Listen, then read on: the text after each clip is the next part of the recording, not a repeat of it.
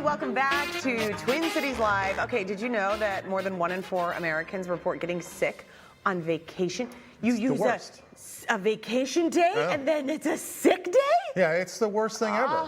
I wonder if can you put that in there and say like, well, I got sick on day 2. I would do some negotiating with your manager for sure. Well, no one wants to spend their time off not feeling well. So today we have Dr. Abby Miller with United Healthcare. She's the Chief Medical Officer of United Healthcare, and she has tips on staying healthy while traveling. And unfortunately, I've been one of those people. I got sick on a trip to San Diego. Shoot. I had 103 temperature. I think I had the flu. Oh, yeah. And you're telling me one of your #1 tips and pieces of advice is I should have gone to my primary care doctor before I went to the doctor or before I went on this trip. Why is that? So yes. So I think it's really important. Go check in with your doctor before you travel. One, because then you can get some of those preventive care things out of the way, but then also talk to your doctor about the fact that you're going to be traveling. You know that there are some places in the world when you travel that they actually recommend some additional vaccines. So that's one thing you can talk about before you travel. It's also a really good time to talk about maybe getting some updates on some prescriptions, getting some extra medications and such for when you're traveling. Because again, many of us when we're traveling maybe might get exposed to something where it's good to have some just in case medications. Yeah, that's probably important. I mean, especially if you're going to like a different country. I mean, I went to Ghana and I had to get multiple vaccines to just get into the country. And they were telling me, I remember at the travel clinic, like people will come in and get them all last minute, and that's not really a good idea. You're supposed to space it out. Timing's important. Yes. Okay, so you also want to be checking the travel health information and recent travel notices for wherever you're going. So, I mean, some of this would apply to the U.S., but a lot of it is if you're going on these big trips. But those are big bucket list expensive trips that you really don't want to wreck by getting sick. Exactly. So what are you looking for in these particular countries, and how do you check for that information? So you can go online, you can go to CDC, that can oftentimes give you some tips as far as looking at what to consider when you're traveling someplace distant, far away, other countries.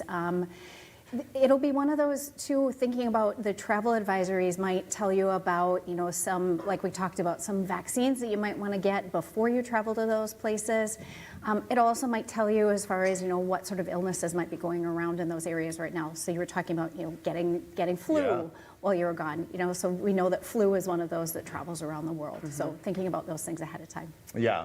Now, when it comes to actually seeing your doctor, I'm sure like being in person is probably the best, especially if you need to get a vaccine or something like that. But it works just as well to maybe do it virtually, right? Is that still an option that people can have? It definitely is still an option that people can have. And even talking to your doctor during a virtual visit about traveling and then thinking about, hey, while I'm traveling, is it an option for me to have a virtual visit while I'm away? So that's something else to consider, and that's something you can talk to your doctor. So if you were to get sick, or if you were to maybe have a child get sick or something, would I be able to access you while I'm gone instead of having to kind of freak out and plan where to go? Exactly. Okay, packing properly, making sure that you have the essentials. I mean, when you're talking particularly about medications, you would have to recommend that you carry those on, right? I mean, if somebody loses their luggage and they've lost medications, that's got to happen sometimes. Yes, absolutely correct. So if you're taking prescription medications, those should always go in your carry-on, so that's a great point.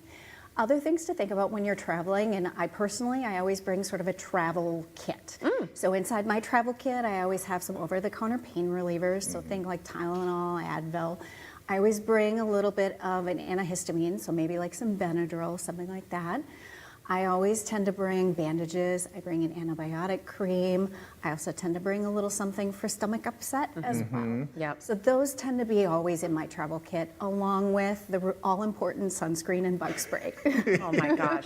You know what I wished we would have brought last weekend is I have that little bug bite thingy. Have you seen those? Yeah. That suction? Yes. Listen, I'm not a doctor. I think that thing really works. Like my daughter got a bite the other day and I suctioned it, and whether it's mental or not, Yeah, the itch went away? The itch went away, and I am scratching so many bites that I think I should have brought that. That is the worst thing about trying to enjoy the outside is just the bug bites. Oh, the bugs. You got to bring it all. All right, so what happens then? We've talked a lot about like the front end of the trip. You've gone through TSA. Now you're actually on the trip. Like, are there ways and like, is there advice to stay healthy on the trip? Yeah.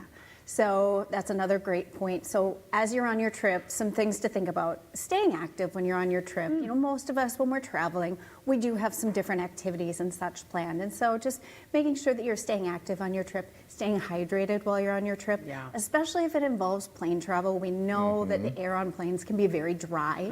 So staying hydrated, staying active. Another thing that we talk to people about is, as you know, if you're traveling long distances and there's a time change involved. How do you recommend handling that? Yeah, so getting sunlight. We've talked about this before, that sunlight actually helps your body sort of reset that internal clock to that new time change. That is so good that's going to be advice. important too. So as soon as you land, as soon as you can, get that sun in your eyes. Yeah, it's so difficult though. I mean, I know it's a challenge because sometimes it's like you're in a rush. There's a time component. Or you just want to go to the hotel and take a nap. Oh my goodness. Okay, what about travel insurance, travel protection, or even just being aware of what the medical system is like wherever you're going? Yes, so that's another important pre-trip checklist item for people.